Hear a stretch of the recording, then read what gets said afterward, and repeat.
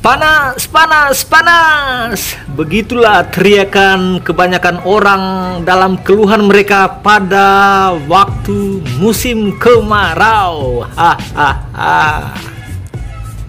Hujan, hujan, hujan.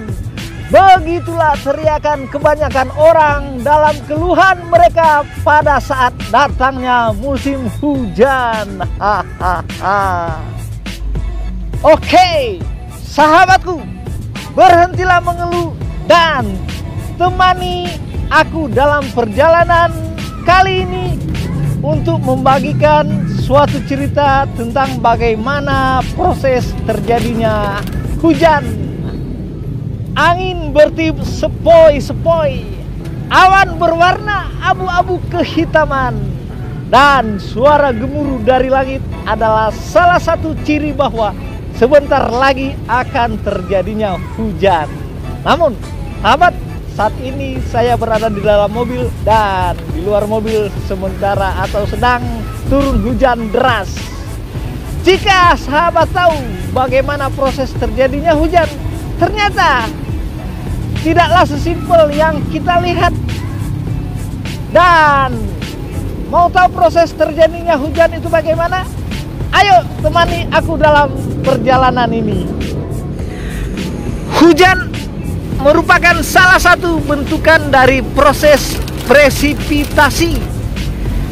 Hujan juga merupakan salah satu proses dari siklus hidrologi. Sobatku, ada berbagai macam jenis hujan, dan berbagai macam jenis hujan ini disebabkan oleh beberapa faktor yang berbeda-beda. Terdapat 3 jenis hujan yang terjadi di negara kita ini, negara Indonesia. Pertama, hujan frontal, dan kedua, hujan orografis, dan ketiga yaitu hujan senit. Proses terjadinya hujan pada ketiga jenis ini pun berbeda. Yang pertama yaitu hujan frontal. Hujan frontal terjadi karena adanya pertemuan antara angin musim panas yang membawa uap air lembab dan udara yang bersuhu rendah. Biasanya pertemuan kedua perbedaan massa tersebut terjadi di bidang front, yaitu salah satu tempat yang mudah akan terjadinya proses kondensasi dan pembentukan awan. Yang kedua adalah hujan orografis. Hujan orografis terjadi di wilayah pegunungan atau tempat yang memiliki ketinggian wilayah yang tinggi. Proses terjadinya hujan ini adalah adanya uap air yang terbawa ke wilayah pegunungan bertemu dengan massa udara yang bersuhu rendah sehingga terjadi pengembunan dan membentuk awan. Yang ketiga adalah jenis hujan senit. Jenis hujan senit ini atau yang biasa dikenal dengan hujan konveksi. Hujan ini terjadi di sekitar garis khatulistiwa. Hujan konveksi ini terjadi karena adanya pertemuan angin pasat timur laut dengan angin pasat tenggara, sehingga membentuklah gumpalan yang naik secara vertikal karena terkena pemanasan oleh cahaya matahari. Maka hal ini menyebabkan suhu di sekitar menjadi turun dan massa awan semakin bertambah. Dan sampai pada titik jenuh, hujan pun turun. Oke, pertanyaannya, lalu bagaimana dengan hujan yang sering terjadi sehari-hari yang sedang kita alami? Bagaimana sih proses terjadinya hujan? Proses terjadinya hujan berawal dari sinar matahari yang membawa energi panas yang menyebabkan adanya proses evaporasi.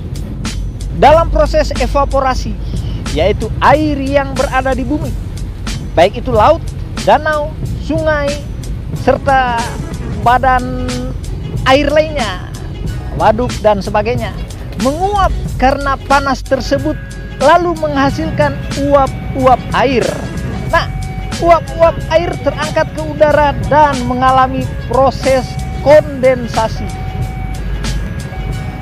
Dalam proses kondensasi, uap-uap air berubah menjadi embun yang diakibatkan oleh suhu di sekitar uap air lebih rendah daripada titik embun air. Suhu udara yang semakin tinggi membuat titik-titik dari embun semakin banyak dan memadat, lalu membentuk menjadi awan.